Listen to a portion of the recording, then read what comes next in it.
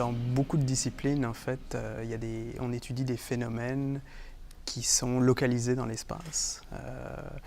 Et on exploite peu, finalement, l'information spatiale dans ces disciplines-là. Moi, je suis à l'école de gestion et c'est quelque chose qui est omniprésent dans l'ensemble des parcours des étudiants. Si on prévoit construire une route, par exemple, puis on veut limiter l'impact environnemental, mais on a besoin d'informations sur les milieux naturels. Que ce soit en finance, en management ou en marketing, on n'a qu'à penser la localisation, choisir la localisation d'un commerce, arranger une chaîne de montage pour que ce soit efficace ou même suivre le déplacement des travailleurs au sein d'une usine ou d'un espace comme un hôpital. On parle beaucoup du virus du Nil, de la maladie de Lyme, par exemple, qui sont des phénomènes en progression spatiale constante et qui font appel à la modélisation pour être capable de prédire où est-ce qu'elle est actuellement et est-ce qu'elle s'en vient, par exemple, plus au nord. Traditionnellement, ce n'est pas des notions qui sont abordées dans les cours,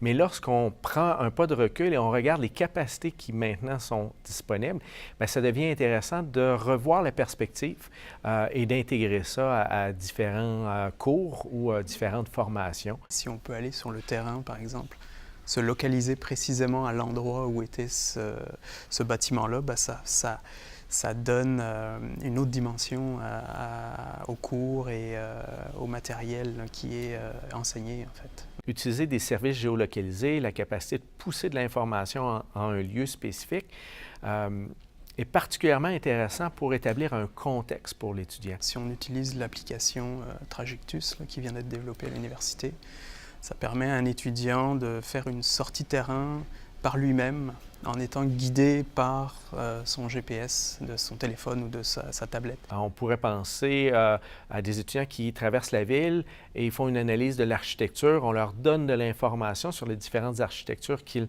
rencontrent pour en connaître la teneur, l'historique, la période et tout. Dans un monde où les ressources sont limitées, bien, ça permet à des étudiants de faire des sorties terrain par eux-mêmes, à la rigueur de la faire 2 fois, 3 fois. L'étudiant qui a une connaissance de la dimension spatiale a un regard différent sur son environnement.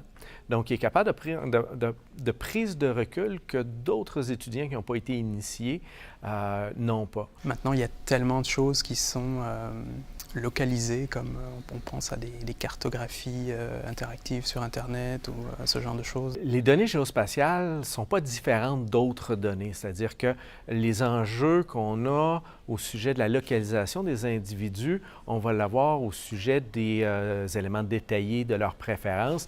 C'est l'enjeu de toutes les entreprises, par exemple le GAFA, le Google, Amazon, Facebook, Apple, ont des enjeux de gestion de ces données-là. Je pense qu'il y a une majorité de gens qui partagent cette information-là de manière volontaire, sans aucune préoccupation nécessairement de leur vie privée.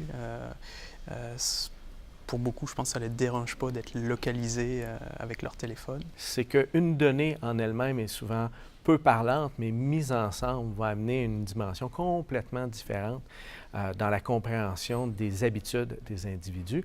Et c'est sur cet aspect-là, notamment avec les données massives, sur lesquelles on se penche présentement à l'université pour essayer de comprendre et baliser ces pratiques-là. Il faut évaluer le gain pédagogique d'utiliser la géolocalisation, parce que c'est pas automatique. Est-ce que ça favorise la compréhension d'une situation? Est-ce que ça favorise l'intégration des notions? Si oui, bien, il y a une valeur à cette donnée-là. Est-ce que j'ai besoin réellement de la géolocalisation? Parce que ça peut être le piège aussi, c'est d'utiliser la technologie pour la technologie. Ce qui va nous prémunir contre les dérives, c'est des codes de déontologie sur la façon dont on va acquérir ces données-là, donc la transparence, la façon dont on va les stocker, donc la sécurité, et la façon dont on va les analyser et générer de la valeur. Un étudiant dans n'importe quelle discipline que ce soit, qui a des compétences là-dedans, c'est sûr que ça lui donne un atout là, en termes de compétences technologiques. Pouvoir l'utiliser dans un contexte professionnel, être capable éventuellement de monter des outils en lien avec ça, évidemment, c'est un plus là, pour un employé. La donnée devient à la fois un outil pour fournir de l'information et du contexte aux étudiants, mais aussi pour les sensibiliser à leurs pratiques professionnelles plus tard.